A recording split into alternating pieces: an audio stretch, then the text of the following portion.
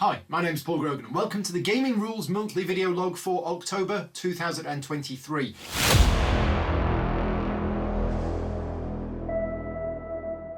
I'm actually recording this video log on Thursday, the 2nd of November, but I'm going to be talking about all of the games that I've played pretty much in October, although I will include last night as well. As usual with these video logs, I'm going to be talking about all of the games that I've been playing, give you an update on the Patreon, some personal news and what's coming up in the future. Also, just wanted to mention, for those of you that don't know, if you prefer to listen to this video log as a podcast, you can do so. Rather than watching it on YouTube, then it is available on a podcast. Just go to your normal podcast provider, search for the All New Gaming Rules podcast or whatever it's called, and you should find it on there. Right, so first thing I'm going to do is I'm actually going to talk about Essen. So Essen Spiel 2023 happened at the start of October. It feels so long ago now. And I'm going to talk about a little bit about that first. Now, I go to Essen, it's kind of work related for me. I mean, it is work related for me. So going back to when I first used to go to Essen 20 years ago, I would go to Essen, I would be there just as a punter, and I would go there and I would play as many games as possible. And I would buy a huge number of new games and I would just basically spend all day getting demos. And then I'd be back to the hotel and I'd be playing games in an evening. And then I'd buy loads of games and then I'd come home. That was Essen for me as it used to be. And I'm sure a lot of people watching this video who've been to Essen, that's how Essen is for you. Now, things are different for me now. I work in the industry, so yeah, my position is a little different. And what I actually do is I actually demo at one of the booths each year. This year I chose to demo at the Board and Dice booth, demoing Nucleum, which was fantastic. Really, really enjoyed that. Great team at Board and Dice. And Nucleum is a game which is very much a game which I love to demo to people. So I did that.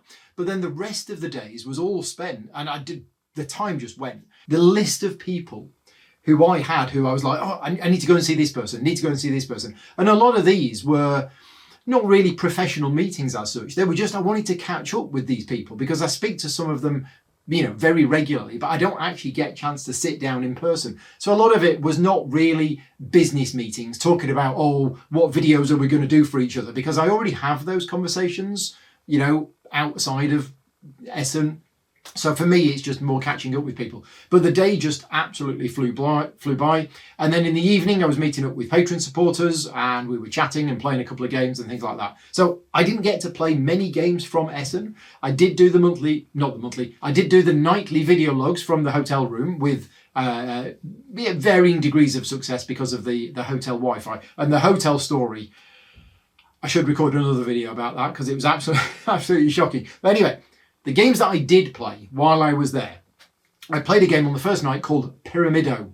Now, this is a game which Luke Hector was going to be demoing for a booth at Essen, so he needed to learn it. And it was like, okay, yeah, this is a game which probably, I'd never heard of it, but it wouldn't have been on my radar whatsoever. But Luke had to play it so that we could learn how to play so that he could demo it. And actually, it turned out to be really good. So we started off playing this game. And we were reading through the rules and we were learning from the rule book and we were like, wait a minute, this is just like King Domino. This is pretty much identical to King Domino. We're taking these pieces and we're building up a board and we're trying to get symbols together and we're going to get points from it. And we're like, oh, okay, what's different about this? Well, what's different is that you actually play over 4 rounds and in each round you build on top of your previous board and you move it in slightly because you're building a pyramid. And then round 4, you'll basically put 1 tile on top. And all of a sudden, once we got to round 2, we were like, oh, this is fantastic. Because what happens is you've got to try and keep the visible symbols on the outer edge so that when you build up the pyramid in rounds 2, 3 and 4, you're still creating these areas, but you can build the extra symbols in it. Anyway, I'll put a picture of it on screen. I've probably not described it very well. Only played it once, but yeah, really good. And yeah, very, very much enjoyed that. So that was Pyramido. I don't even know who the designer and the publisher is. Then on the Wednesday, I got a chance to go in because I've got an exhibitor's pass. So I got in on Wednesday. I managed to pick up quite a few games on the Wednesday, which is a much easier time for me to pick up new games because there's less crowds and less rush and everything else. And I picked up, one of the games that I picked up was Evacuation, which I played on Wednesday evening. This was a game where we learned how to play I would say we learned how to play from the rulebook. Thankfully, one of my patron supporters, or two of my patron supporters, had kind of half knew how to play already. So they kind of took over and handled the teach, and it went really well.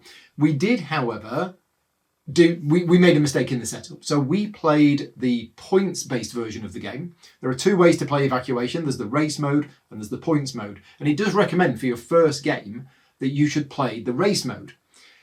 But we decided, oh no, we want to play the points mode. And then we got to the end of the game and we were adding up the points and it was like, this can't be right. Wait a minute, we're supposed to score points for these goal cards. But we never got any goal cards. What's going on? And we went back to setup and the goal cards are not mentioned in the setup whatsoever. Because the setup is for the race game. And in the points mode, there's an extra bit of setup. So we actually played the points-based version but without the goal cards, which meant our scores were pitifully small. But actually, it worked really well. We learned how to play the game. Forget the final scoring, that didn't really matter. But we did learn how to play the game. And actually, I think it was quite a good thing. And I can see why they recommend the race mode first, because the goal cards give you 3 additional things that you've got to take into account. Well, when you're learning Evacuation, there's already a lot of things to take into account. So having 3 endgame scoring cards, I am glad we didn't use them for our first game, because I just wanted to try and learn, how the game fits together and the core mechanisms of it. So anyway, we've played that. Now, I'm going to talk a little bit more about Evacuation later on, but that was my first experience playing it at Essen. The only other game that I played at Essen was a little new party game from PD Verlag called It's a Balloon. Now, I got a hold of this game because the designer reached out to me and said, if I wanted a copy of this game. And I said, well, actually, I've got my own convention coming up next month. And I used to have a relationship with PD Verlag, but then my contact there moved on to somewhere else, and I kind of only half had a contact. So I thought, well, I need to speak to PD Verlag anyway, because there's a new Concordia expansion out. Concordia's a fantastic game. There's expansions for pictures, and we've been playing a lot of pictures recently. And I'd like an expansion for it. And they've got this It's a Balloon. So I got a copy of this It's a Balloon. Anyway, one of the evenings, in fact, 2 of the evenings when we were sat in the hotel, I was like, well, let's play this game. It's a new fun party game. And there was a whole bunch of us. And it's one of those games where people can drop in and drop out. And it was just the kind of game we needed. Wednesday night was different. Wednesday night we had a bit of time and we could sit down and we could learn Evacuation. The rest of the nights I was just way too tired. And there was too many people there. I mean, not too many people that it was a problem, but I don't want to sit down with like 3 people and play a game and ignore all of the rest of the people. So by playing It's a Balloon, we got a lot of people involved, and it was really good fun. So much so that I've actually been wanting to play this game quite a few times since getting back from Essen, but I don't have my copy with me because I had limited luggage space. I played it at Essen, but that game is not with me yet. I will be getting that game in about 2 weeks' time. And I've really been missing it because it is a fun party game. And the fun party games that I play currently are Just One, which gets played all the time, So Clover, Pictures, Codenames now and again, although Codenames has taken a backseat to things like Just One and So Clover. But It's a Balloon, I think, is going to fit in there with me as a fun party game. Certainly, there's many, many situations. Basically, what happens in this game is one player will be given a word to draw. They have some choice over the word that they're going to draw, but effectively, they're going to try and draw a word. And they have one of these wipeable mats, and they hold it so that nobody else can see it, and they draw the thing that they're trying to draw. But they describe what they're doing within limitations. So you are allowed to say, I'm going to draw a line from the corner of the umbrella, I'm going to draw it directly upwards, and then I'm going to put a half circle over to the right hand side. You can do that. You can't give measurements, you can't be more specific, you can't say wiggly lines or anything like that, but you have to describe roughly what you're drawing. While you're doing that, everybody else has got their own thing, and they are trying to follow your instructions, and they're trying to draw it.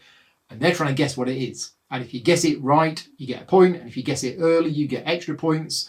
And for everybody who guesses it right, the player who drew it gets a point, or 2 points if it was a hard word. That's basically the game. But it's a lot of fun because you end up with these situations where once everybody reveals what they've been drawing, it's like, well, that's not a camel, And it was quite fun. So yeah, so It's a Balloon, new party style game from PD Verlag. And yeah, that was good.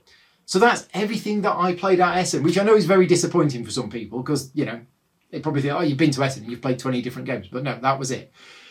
So let's talk about all of the games that I've played outside of Essen.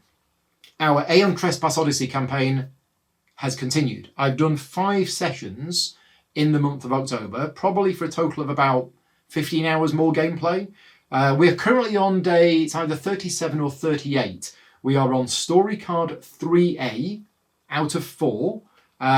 We've just fought Hecaton level 3, and we are basically about halfway through the cycle. I think we're about halfway through the cycle. I mean, no, we are, because the cycle is a maximum of 80 days, and we're on day 37. But yeah, fighting level 3 Hecaton, we're on story card 3A. Now, I've been talking about this campaign over the last few months, and I will continue to talk about this campaign. Skip forward if you're not interested, but things have changed in the last month. I think I've managed to get over the situation where we were in, where it was all doom and gloom and everything was going wrong and the game was just too hard and the game was too punishing, right? The game is hard. The game is punishing. But we went on a run where we managed to replenish our stock of Titans. We've also managed to unlock some new technologies, which has allowed us to craft some new weapons. And those weapons that we've crafted are far better than what we've had before. So our characters have definitely advanced in terms of the equipment that they've got. As players, we have advanced in terms of the tactics and the knowledge that we can use fighting against certain monsters and learning about wound responses, learning how to deal with pushback and knockback and things like that. But mainly the gear that we've got has been really useful in the last couple of fights that we've had. We are still using a couple of house rules. One of the house rules that we're using, which is the instead of spending a fate to re-roll a dice, you can spend a fate to just add 1 to it instead. That's a really good rule, and we're using that now and again. There is another house rule that we're currently using, which we're debating whether we should be using it or not, where we can basically add 3 fate to add 1 power. Sometimes it feels a little bit like we're cheating, but ultimately we're playing the game at a level that we're comfortable with. And when we use that rule when you have a terrible roll. You know, when you're rolling like, 5 red dice and you roll 3 power, massively under average. That's normally when we use that house rule just to give us that little boost so that it works out like it should do. If dice would work as they should do, but they never do. So yeah, it's been fantastic. The storyline is advancing. I'm really happy with where the storyline is going. Again, can't say too much without any spoilers, but what I will say is that we got quite lucky with the end of story card 2. What basically you're trying to do is you get these cards, and there's 9 of these cards, and then every time you go to a certain place you get to look at one of the cards. Now, one of those 9 cards is you have reached your destination. But because we'd made a lot of progress on the previous adventure, 5 of those cards were removed already. So we ended up doing story 2B with a deck of 5 cards, one of which was the thing that we were looking for. And then on the very first day, we shuffled that deck and, oh, there it is. No, in fact, there were 4 cards. And the very first day, we found it. So our story 2B didn't last very long at all. We're now on story 3A, and it's going to take a bit longer to do story 3A. Anyway, that is Aeon Trespass Odyssey. For those of you that are Patreon supporters of mine, we live stream these on a Tuesday. They are a Patreon exclusive. So you are able to watch these videos either live as we're doing them, or you can watch them back later. And yeah, if you're one of my Patreon supporters, then you will have access to these videos. Right, moving on. Other things that I've played in the month. Pirates of Maracaibo. I've actually played this twice. I played this, it was the first game that I played when I got back from Essen Spiel. This was a sponsored playthrough from Games Up. I've had a good relationship with Games Up over the years, and it's Alexander Pfister is one of the designers of it. There's 3 designers of this game. Alex is just one of them. But I'm a huge fan of Maracaibo. It is an actual top 10 game for me, not one of my pretend top 10 games that I've actually got 100 of. Maracaibo is actually in my top 10 games of all time. This is Pirates of Maracaibo. Now, this video is on the channel now if you want to go and watch it. In fact, I've done 2 of them. I've done a multiplayer playthrough, which was me and Pete playing together. Well, not together, against each other. And then the next day I did a solo playthrough. Is it anything like Maracaibo? Ish. Not really. There's parts of Maracaibo in it. It's a different thing. You are the pirates of Maracaibo instead. Some of the iconography is identical, and some of the things that you do in the game is similar, but ultimately it is a very different game. So if you're looking for a shorter, lighter version of Maracaibo, I don't think it is that. If you are looking for a shorter, lighter version of a game in the Maracaibo universe with a couple of the same elements, then sure, that's what it is. But I very much enjoyed it, and it's a game which I want to go back to because it hits a nice sweet spot in terms of this isn't too complicated, this is relatively easy to teach, there's lots of different strategies, there's a variable setup at the start, and there's a whole bunch of extra modules included in the game, which you can add in for more variety and things like that. And yeah, the solo mode, I enjoyed the solo mode. I thought that was pretty good as well. So that is Pirates of Maracaibo. Next is a game called Footprints. This is from Chili Fox Games, and this was also a sponsored playthrough.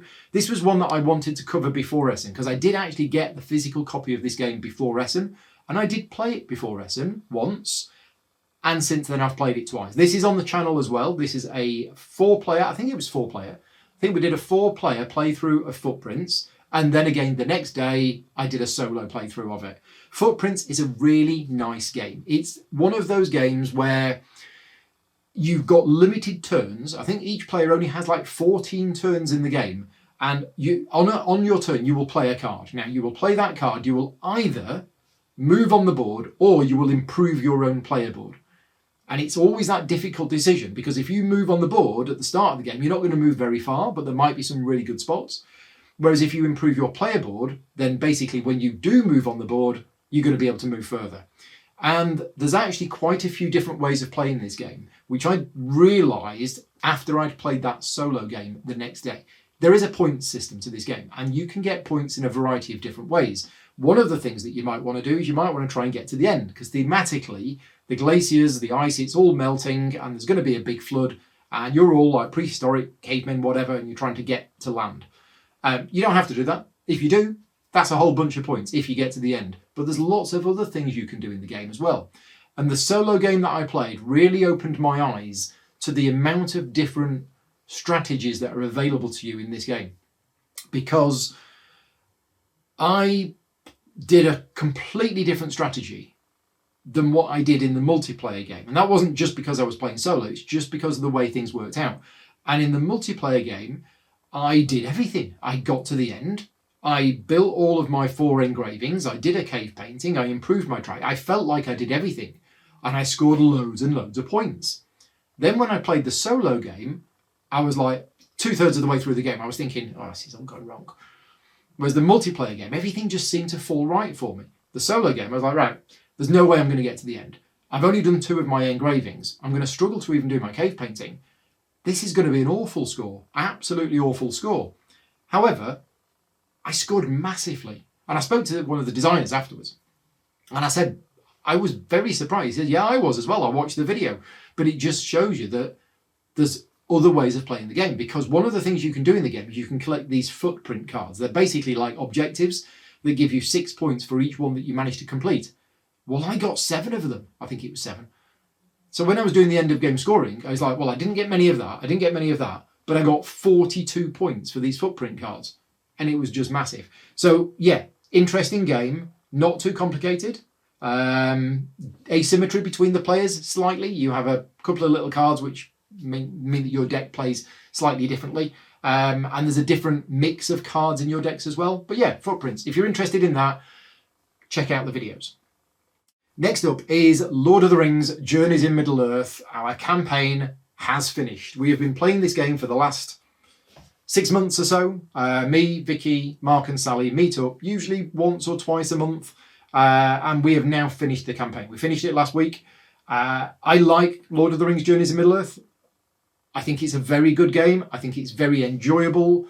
I think it's just really good fun to play. Brilliant integration with the app. The downside of it for us is that we played on adventure mode. Now, at the start of the campaign, we all agreed that we don't want anything that's too hard, too punishing. We just want to play the game and we just want to enjoy it. And we're only meeting up once every few weeks. None of us are going to be absolute experts in the game, so we'll play on adventure mode. The downside with adventure mode is once your characters start to progress, it gets too easy. And for probably the last 5 or 6 games, it's been an absolute walkover, to the point where I have to say it hasn't been that enjoyable. Now, we meet up, it's half a social event and half for gaming. And I'm enjoying the story and I'm enjoying playing the game, but there's no challenge whatsoever. When you put all of those monsters on the board that have taken me 6 to 7 hours each to paint, and literally 5 seconds later, oh, I'm going to shoot it, draw some cards, do this. Yeah, they're all dead. Your go, they're all dead. My go, they're all dead. That's it. Okay, right. Then we do a bit more playing and another monster appears and that's dead. And then the big boss appears at the end and within 2 turns it's dead. So we are going to play another campaign of this. There are 6 campaigns for this game. I have played the first one twice to completion. We're going to be playing one of the other ones in the new year, but we're going to be playing on normal mode. It's going to be a lot harder to start with. Anyway, that's Lord of the Rings Journeys to Middle-earth. We also played Forest Shuffle. So Mark and Sally went to Essen themselves and they brought back Forest Shuffle, which is one of the hot games that a lot of people are talking about, that came out. And one of the days where we were around their house to play Lord of the Rings Journeys to Middle-earth, we played Forest Shuffle. So they taught us how to play. There was a rule that was taught slightly wrong, and that's about drawing cards. They have to be from the deck rather than from the offer. But I got the general idea about it, and I enjoyed it. I thought Forest Shuffle, I thought it was a nice game to play. It's another one of these games where, oh, we've got a big deck of cards, and they're not all different, but there's lots of different cards in there. Oh, and it's about nature, and those games are popular at the moment. So let's have, some nice pictures of trees, some nice pictures of mushrooms, some nice pictures of some butterflies. People are liking that kind of thing at the moment. For me, I need the game to be a good game. I don't just want pretty pictures or artwork on cards. I want it to be a good game. But it appeared to be a good game. Now, my initial impression of Forest Shuffle was, I like the core mechanisms of this game, but a lot of people, and this is just me, my thoughts, my opinions, let me know if you agree or disagree. The kind of people that like playing this game, or this style of game, just want to kind of do their own thing. Oh, look at this, I've managed to get, a badger to the left of the tree, and because I combo that with a butterfly, I'm going to get 12 points. Great, and you can do that. But so much of this game seemed to be about comboing things together, like collecting a certain types of tree, collecting a certain number of butterflies, or collecting wolves when you've got deer, or something like that. And because the offer is visible to everybody, I think you can't just play this game in isolation. I think you really have to watch what the other players are doing. Oh, Mark's collecting deer. Right, well, I'm not going to discard a deer because he'll pick it up and then he'll get loads of points from it. You have to keep an eye on the other players. And I'm not saying that's a bad thing, just saying that's not something I did in the first game. The first game I played, I just concentrated on my own thing. But when you discard cards to the middle, you have to be aware other people might pick those up. Now, since playing Forest Shuffle physically, I have been online because it's on Board Game Arena, and I've played a couple of games of it on Board Game Arena as well. And I like the game, but unfortunately, and this isn't coming from me, this isn't me sharing information with you that came from me. This is me sharing information with you of what everybody is talking about with this game. And I have heard this from multiple independent sources, and obviously on BGG as well, that the game has a balance issue. Now, your mileage might vary on this one, but when I've got one group of people telling me Forest Shuffle is broken, and then you've got threads on Board Game Geek from people saying that it's broken, and then I've got Mark and Sally contacting me saying, we like Forest Shuffle, but we think the wolves and the deer are a bit powerful. And I'm like, yeah, that seems to be what everybody's saying. So again, I have not played the game enough to understand this, but there's been a lot of discussion about the fact that certain things in the game are really, really powerful and OP and worth loads of points, and certain other things in the game are really underpowered. Now, that's disappointing for a game to come out, and if it is imbalanced, for it to be imbalanced, because playtesting in development, especially when you've got the game on Board Game Arena, It doesn't take, it takes effort, but it doesn't take much effort to have thousands of games played on Board Game Arena. If it was ready in time, it probably wasn't. My guess is it went on Board Game Arena after the game was already made and printed. But it does seem that there is a bit of a balance problem. What do you think? If you played Forest Shuffle, do you think there's a balance problem with it? Let me know. Next up, I played Old King's Crown. Now, this is a Kickstarter which is currently live right now. If you're interested in it, it is a very, very hot game at the moment, and a lot of people are saying some fantastic things about this game. The publishers, Eerie Idle Games, contacted me a long time ago and said that they like my channel and they'd like to see me cover the game on the channel, and they were happy to sponsor a playthrough. Unfortunately, my workload was such that I wasn't going to be able to fit this in alongside everything else. So we came to an arrangement with them that I would cover it on the channel, but I wouldn't have time myself to do all of the normal preparation that I normally do for covering a game on the channel, which is get the game, read the rulebook, ask loads of questions, play the game, go back, ask loads more questions, play the game again, ask loads more questions until I absolutely know the game completely, and then I will cover it on the channel. Well, what we did this one, and this is on the channel now, but that was my first game of it. And until an hour or an hour and a half before we recorded that video, I didn't know anything about the game. So Adam Richards from Punchboard UK, he took on most of the learning work for that. He'd learnt the game, he'd played the game, he'd practiced it and everything else. And JP and James came over from the Whose Turn Is It Anyway podcast. They'd played a previous version of it at UK Games Expo, and we covered it on the channel, and that was my first game of it. I can see why this game is very, very popular. Now, I will be honest with you, I am not a fan of the artwork, and I am in the minority on this one. I'm being honest with you now. Everybody is saying how they love the artwork for this game. It is clearly not my style of artwork. It's nice, it's okay, but there is nothing about the artwork that makes me go, oh my God, the artwork's fantastic, which is what everybody else is saying. So I know I'm in the minority on that. It is just personal taste. That isn't my style of artwork. The gameplay was fascinating. Now, whether the gameplay is something which suits my particular game style, I'm not sure about, because that was my first game, that was my first experience. But there's a lot of the game which is extremely clever in the way that the cards work together and the card powers work together. But one of the concerns that I have for me as mainly a Eurogamer is the fact that you are placing cards face down into an area, and then the cards are revealed, and then you work out what happens based on the cards. Now, I'm not good at games like that because I'm not able to predict or even think about, oh, well, I think James is probably going to try and win that, so he's probably going to do that, so I'll do it. I can't do that. So for me, I generally will concentrate on my own thing. Oh, I want to win that area, so I'll put a high value in. And then somebody else plays an assassin and kills my king. And you're like, oh well, that's obvious because you knew I was going to go for that area. So yeah, so that's my only concern about it from a personal point of view. But you can see the amount of work and time and effort that has gone into this game. And that's fantastic. Now, the version of the game that we played was a prototype. So if you do watch the video, just be aware that it was a prototype. There have been changes since. First of all, there have been some balance changes because the cards that JP played at the end of that game, they've already been changed. They were changed before our playthrough, but they were slightly too powerful. So yeah, they've already changed. The other thing, and I discussed this with them after our playthrough, is that I found there was some confusing terminology in the game, specifically related to the term revealed, because the word revealed to me means, well, I can see it, it's there.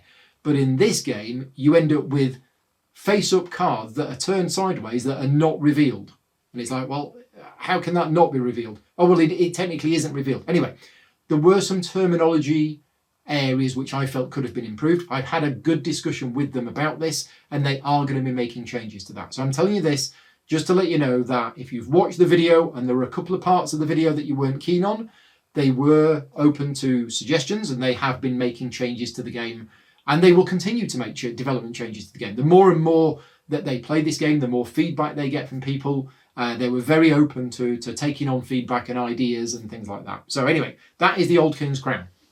Next up is a little card game called FTW ? This is a game designed by Friedemann Frieser, which I picked up at Essen Spiel 2023. Now, Friedemann Frieser is an absolute genius and designs games which are very, very clever, but some of them, for me, work really well, and some of them just don't work at all. And I saw this game and I thought, right, this is going to be one of those. This is going to be one of those which is either a really, really good, clever little card game, or it's a really clever card game that just doesn't work at all. And I'm keen to try it. And I got a copy of it at Essen. It was actually played at Essen, not by me, but some of my patron supporters borrowed it and played it. But I've played it either 2 or 3 times since. It is essentially a deck of cards. It's the deck of cards with numbers 1 to 60. And you only play with 48 of them in a 4-player game. And it is actually a really good game. I really like this game. What do you do? When we were learning the game, and in fact, there's a video on this online. If you want to see it, I accidentally did a tutorial and playthrough video for this on the channel. And you think, how does Paul accidentally do a live stream? It was because every so often I will do bonus live streams for my patron supporters. And we'd done one game that day. I can't remember what game we did. But I think it might have even been Old King's Crown. Yeah, I think it was Old King's Crown. And then it was like, right, okay, well, before you go home, let's play this new Friedemann Frieser card game, and we'll live stream it for patron supporters as a bonus playthrough. And I accidentally set it to public, and I didn't realise this until we were 5 minutes into the game, and I noticed some names in the chat, and I thought, I don't know these people, these aren't patron supporters. And then somebody said, you do realise this video is public, Paul? And I'm like, oh no, I didn't. So I've left it there. It's on the channel now. If you want to see us, but we learned how to play the game from the rule book, and then we played it, and we were totally and utterly confused. We did not understand this game at all until round 2 or round 3, and then it clicked. And actually, this game is really good, and I have played it. Yeah, I've definitely played it more than twice. I think I've played it either 3 or 4 times because it's just a really good game. Essentially, you've got a hand of cards. You will have 12 of the cards. So you use 48 cards in a 4-player game, 60 cards in a 5-player game. You'll shuffle the cards, you'll deal them out. Everybody gets 12 cards. You may pass 3 to the player to your right. Well, sorry, you must pass 3 to the player to your right. More than that later. And then on your turn, you basically play a card to the middle of the table, but it has to be higher than the one that's there. If you can't play a card that's higher than the one that's there, you play any card in front of you, and then you pick up the stack from the middle of the table, take one of those cards and add it to your hand. And then the rest of them go. So you don't pick up the entire stack, you just get one of them. And you say which card you're picking up. Now there's a third option where if you've got a card in your hand and you can't exceed the value in the middle, but if you added it to one of your previously played cards, you can, and then that exceeds the one in the middle. That's your options. Anyway, the round ends when one player has 1 card left. And the round ends immediately. And then what happens is every player scores positive points for their highest card. And then every single other card in their hand is worth negative points based on the value of the card. So if I end the round and I have a 30 and a 2, I've scored 28 points. If I end up the round with a 30 and a 29, I score 1 point. So it's really, really clever, and it plays really well. And watch the video if you're interested in it. But yeah, FTW, little card game from Friedemann Frieser. This is going to become one of those filler games that I think is now going to be played quite a lot. So certainly in this house and at the local club. Next up, Evacuation. So I talked about Evacuation a little bit when I covered the Essen games. I have since played it 3 times more. So I have played a multiplayer game using the race mode, another multiplayer game using the race mode, and a solo game. Now, 2 of them are on the channel. So on the channel are the multiplayer race mode tutorial and playthrough video. That is on there from a couple of weeks ago. And just recently, in fact, last night, I did a solo playthrough of it. So both of those videos are on the channel now. They were not sponsored in any way. So they are funded through Patreon. And it was, in fact, my Patreon supporters that voted on the fact that those were the games that I played. Evacuation is a really popular game with my Patreon supporters. and they voted on that more than any of the other games for me to play. And I'm playing Evacuation again tonight. I really like Evacuation. I gave sort of my opinions of it at the end of those videos, but in summary, for me right now, it is my second favourite Vladimir Suchy game. Underwater Cities is my favourite. This is probably my second favourite, but it is a really nice puzzle-style game. I don't know about the replayability. I've only played it 4 times, and I'm really looking forward to tonight's game. But Underwater Cities has so much variety in all of the different cards and all the different powers and things like this. This doesn't have that. Ultimately, you are doing the same thing in each game, is you are trying to evacuate from the old world to the new world.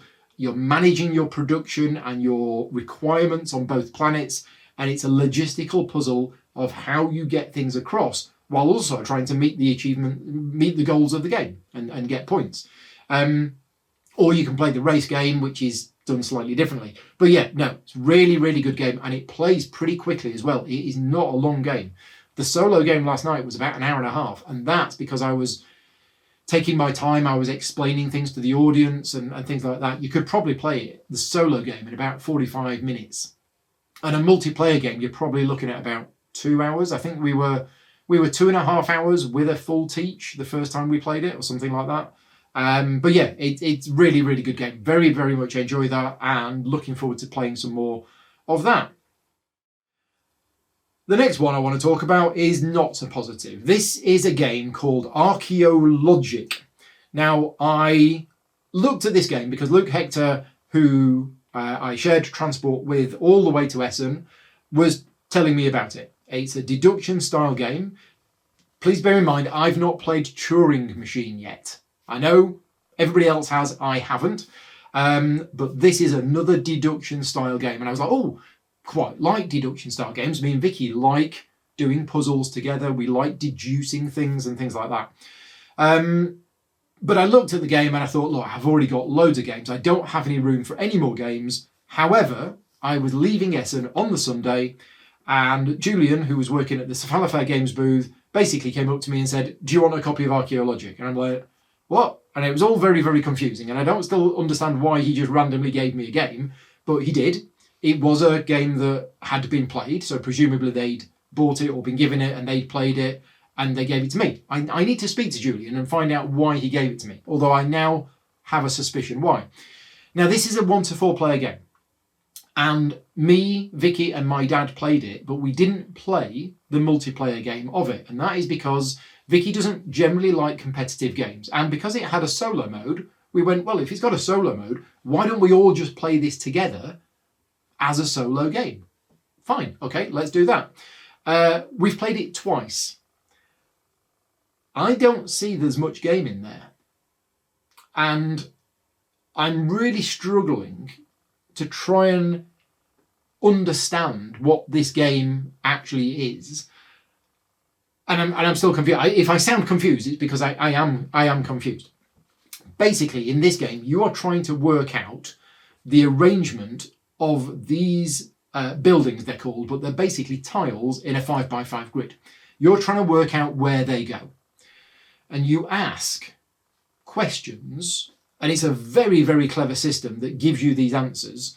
And there are certain questions you can ask, and there are certain things you get back. So you can say, for example, in this particular column, how many different buildings are there? And you'll do the thing, and it will say, there are 3 different buildings in that column. Okay, right. And basically, you ask a series of questions, and you get some things to start with. You get some idea of where some of the symbols are, and then basically, you work it out. And that's it. So you ask a question, and you go, okay, I've got that bit of information. Is that enough information to work out where everything goes? No. I'll ask another piece of information.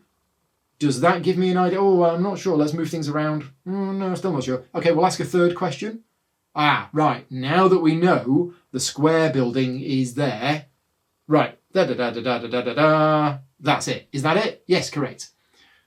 And that's it. Now, when you're playing multiplayer, you are doing this against the other players. Whoever guesses it first. So there is a bit more of a game in there. But in the solo game, there is this point system. And essentially, you look up how quick you did it in, and you compare that to the numbers in the back of the book.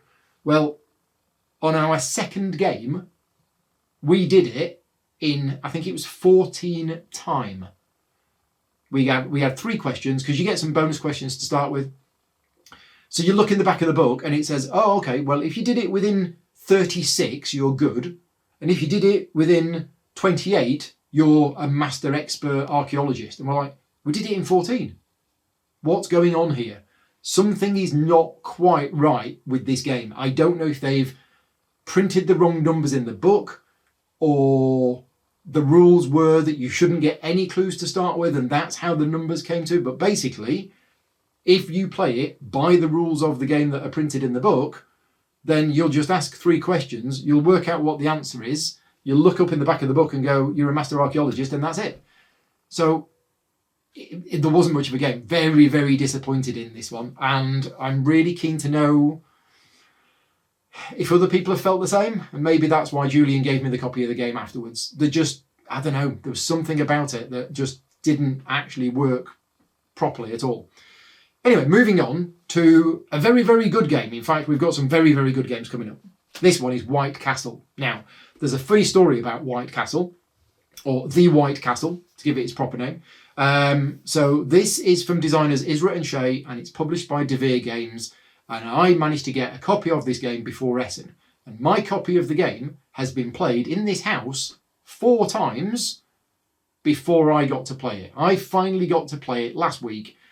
Everybody has been telling me how great this game is, and it is. It's based on my one play so far.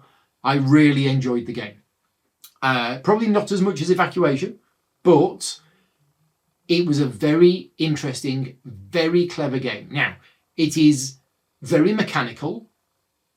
There's not much theme in the game, I would say. I mean, there is a setting for the game, but it's mechanical. You've got a massive variability in the setup, what cards are where, what tokens are where, and you've got 9 turns where you will be drafting a dice and you will be placing a dice, and you'll either be gaining coins or paying coins, and then you'll be taking actions, and it's about putting everything together to try and get as many points as you can. So mechanically, very, very good game. Really interesting puzzle in a really condensed play of time and a really, really narrow time frame to play it in terms of, well, it's a short game in terms of real time, but what I mean is you've got 9 turns and that's it. And you've really got to make the most of that 9 turns. And if you have a bad turn, that's not going to be good. So you need to be very, very efficient with what you do. So yeah, the White Castle, very much enjoyed my one play of it. I need to play more of it, which is why I'm not talking too much about it, because I've just had one play, but initial impressions are very, very good. White Castle playthrough is on the channel. If you want to see it, it's on the channel now. It was not a sponsored playthrough video, but that is on the channel now if you want to see it. Another game in which my initial impressions are very good, and this is Kutna Hora. So in fact, I played both in one day. White Castle was in the afternoon, Kutna Hora was in the evening. So that video is on the channel now if you want to see us teaching and playing through a 3-player game of Kutna Hora. Kutna Hora is the latest game from Czech Games Edition, and this is another game like the White Castle where everybody who's played this game has been saying amazing things about it constantly. Everywhere I've turned, everybody who's played this game has said amazing things about it. I got to play my first game of it last week, and I can see why people are raving about this game. It was an exceptionally good game from first-time designers. And I'll be honest, I am friends with one of the designers. I've known Peter for many, many, many years. We've shared many a hotel room together when he was working with CGE and when I was demoing for CGE. But what a game. It's really, really good. There's so many interesting decisions in this game. And again, this is just after one play, but I need to play this game again. I need to play it more. It's smooth, it's streamlined, it plays really well. You've got really interesting decisions.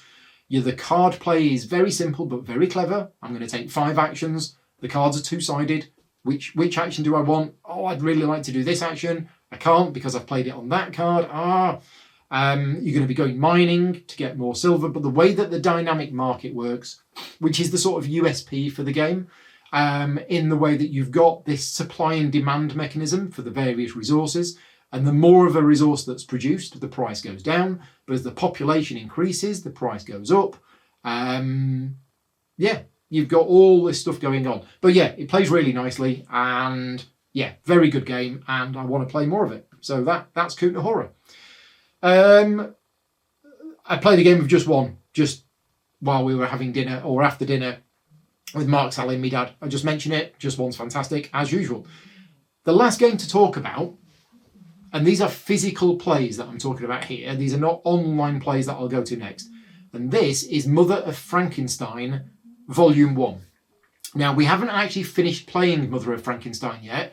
We are on the last puzzle, and we didn't manage to get it finished yesterday, unfortunately. But Mother of Frankenstein is published by Arcane Wonders, and it comes in 3 volumes, and it is an escape room style puzzle game, but with the theme of Frankenstein. Now, I was a little concerned going into this game because me and Vicky love puzzle games, we love escape room style games, anything like that we love. But all of the blurb that I'd read about this game was that it leans heavily on the narrative element of the game. And they've said, and it even says this in the game, that this is more a narrative story with a puzzle game bolted on. And we were like, we don't want that. We just want puzzles. And I'm pleased to say that it wasn't really a narrative game. Now, the narrative is in there, but this isn't a Sherlock Holmes consulting detective. You are not going to be reading pages and pages and pages of text and having to find clues and work out things like that. No, it is very much more a puzzle game with the narrative element on the side. And some of that narrative you do have to read because there are clues in there, but it isn't a massively narratively driven game. Anyway, we have almost finished Volume 1. We're stuck on the final puzzle and we didn't get a chance to finish it yesterday. I'm hoping we're going to get to do that this weekend, but I've been really impressed so far. Volume 2 and Volume 3 we'll be looking at some point over the rest of the year, but the puzzles in it were very much up our alley with what puzzles we like. Now, I'll tell you how long it's taken us to solve Volume 1, even though we haven't actually finished Volume 1 yet. It's been about 2.5 to 3 hours so far. I'm hoping that we'll be able to solve the final puzzle maybe within another 30, 45 minutes. So you're looking at potentially between 3 and 4 hours of gameplay for a group. And our group was 3 people. But I reckon 2 to 3 people is probably better for this game. But yeah, that's Mother of Frankenstein. Big thank you to Arcane Wonders for passing me a copy of that game for me to keep and for me to play and for me to do a review of, even though I don't do review videos. But that's my thoughts on Mother of Frankenstein. Games that I've played online, I haven't played that many, but in the last few weeks I've had a game of Caverna that's finished, which I've played on Board Game Arena, which I won. I've played a few games of Heat. One of them has been multiplayer, and I've played about 3 solo games of Heat because I want to get better at it. The online, the multiplayer game of Heat I played was hilarious. I was going first, and we just come out of the last corner. So we've come out of the last corner. I'm currently in first position, and the long straight is ahead of us. And the cards that I drew were 1, 1, 2, stress, stress, stress, and heat. And I could only go into 3rd gear or something crazy like that. So I was like, okay, well, I'll just play my 3 stress cards. And I did. And my 3 stress cards drew me 1, 2, 2. And I moved 5 spaces while everybody zoomed past me, and I think I came 4th. It was hilarious. Anyway, yeah, Heat, fantastic game. Really, really good. And I also played a game of Forest Shuffle on Board Game Arena, as I mentioned earlier on. I'm currently in a game of Tapestry and Arc Nova, which I'm probably going to finish. Well, Tapestry, I'm on the very last turn. That's probably going to finish today. And I'm in a game of Arc Nova because I'm just getting back used to the game, ready for the playthrough tomorrow night. Okay, that is all of the games that I've been playing. Let me know which of those you have played, which ones you agree with my thoughts on, and which ones you disagree with my thoughts on. Right, let's give you a Patreon update. So overall, Patreon support has unfortunately continued to drop.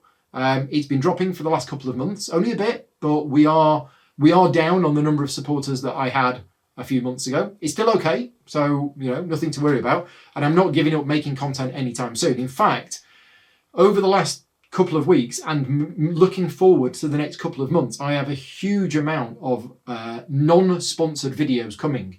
So I mentioned some of the videos I've done in the last month. Evacuation, I've done a multiplayer game and a solo playthrough. They weren't sponsored. White Castle was not sponsored. Kutna Hora was not sponsored. I've got Ark Nova with the expansion coming tomorrow night, which is not sponsored. Then in the next couple of weeks, I've got Evenfall, Plantanubo. They're not sponsored. I've got so many unsponsored videos coming out in the next few months, and that's where the Patreon funds go. It's not just, and I say this all the time, it's not just the fact that, oh, Paul's playing a game in the evening with his friends. No, Paul's had to basically take a day off work to set the studio up, learn the game, get everything ready and all of that stuff. So there is a lot of work that goes into the live streams, even though you only see the sort of playthrough. And the other thing as well, and I know that I've mentioned this before, but I've had a couple of other comments which have made me want to mention this again. I don't mind. These non-sponsored videos, I'm really happy with where things are at the moment.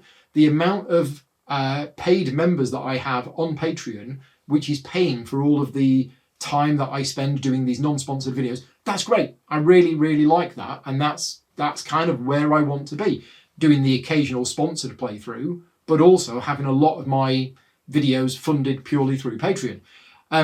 And as I mentioned last month, there are other content creators out there who are doing right now 2 to 3 sponsored playthroughs a week. That's what they're doing. I'm not doing that. I'm doing 2 to 3 non-sponsored playthroughs a week. And that's fine. We all have slightly different business models. We all do things slightly differently. But I'm saying that because, again, when you look at comparing the number of Patreon supporters on these different channels, you can't just do that. You can't just say, well, Paul has over 1,000 Patreon supporters and this person here only has 400. Yeah, but this person here is doing sponsored playthroughs 3 a week. So they are getting paid for doing almost every video they do is getting paid. Whereas at the moment, not many of the videos I do are actually paid for. So you can't compare Patreon numbers between channels until you actually look at the content that channels are creating. And what I've done over the last couple of years, and again, this is a huge thank you to all of my Patreon supporters, I want to do more of the non-sponsored videos. And the Patreon support allows me to do that. I feel so much happier doing the non-sponsored videos. I can give you my opinions on the video. It's a lot less pressure. So yeah, really, really like doing them. So thank you very much. So yeah, big thank you as always to everybody who continues to support me on Patreon. And I'm going to put an image on screen now. These are all of the new Patreon supporters that I got in the month of October. Well, since the last video log. So a big thank you to all of you.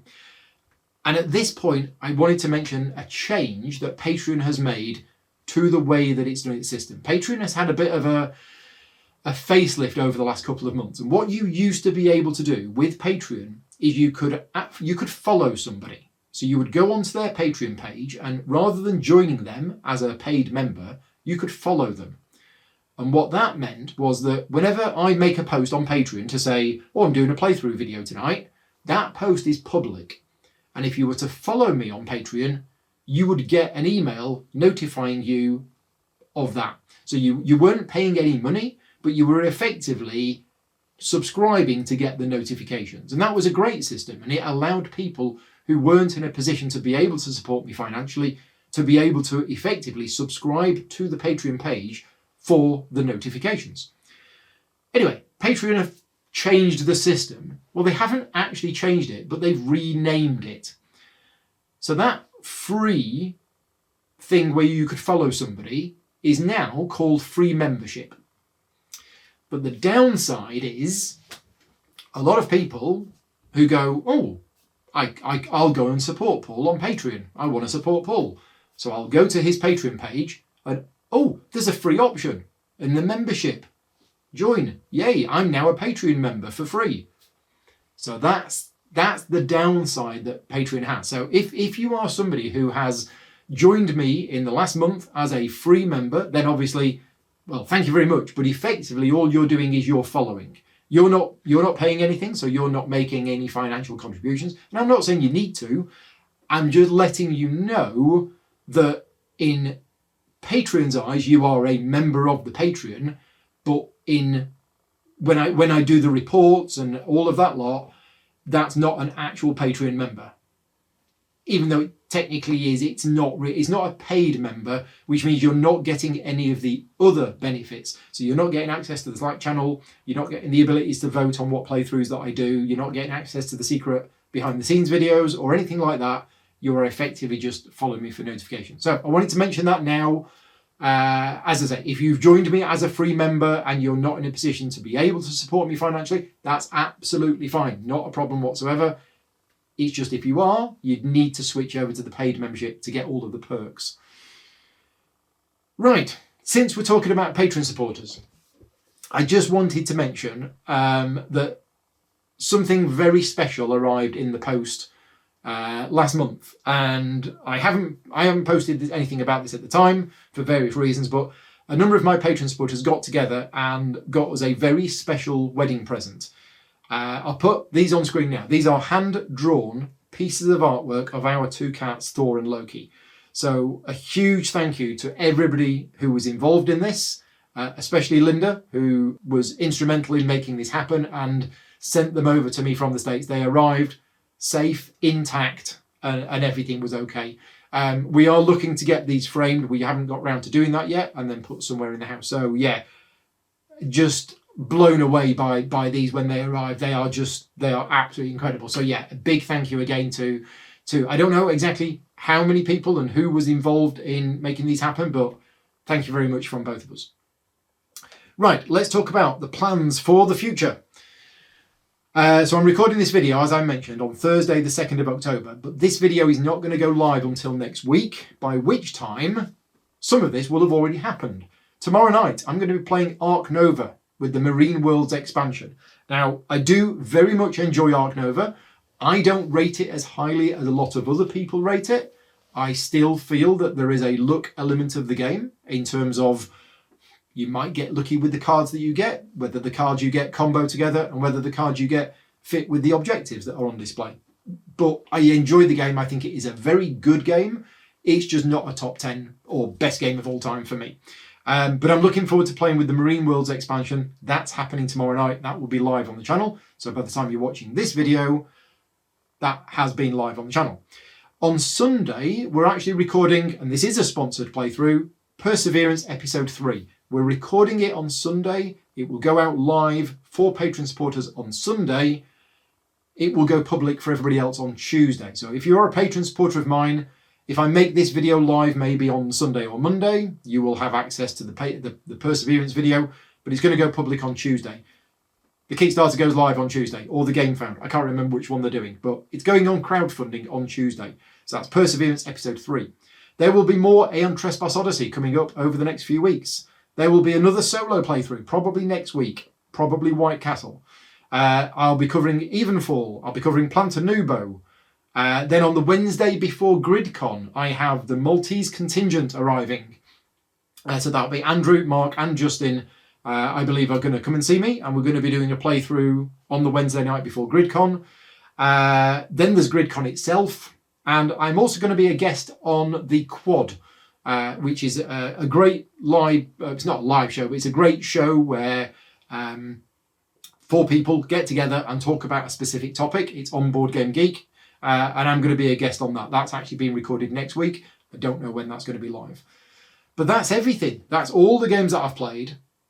That's everything that's going on the Patreon. That's everything that's going on the channel, and that's everything coming up in the future.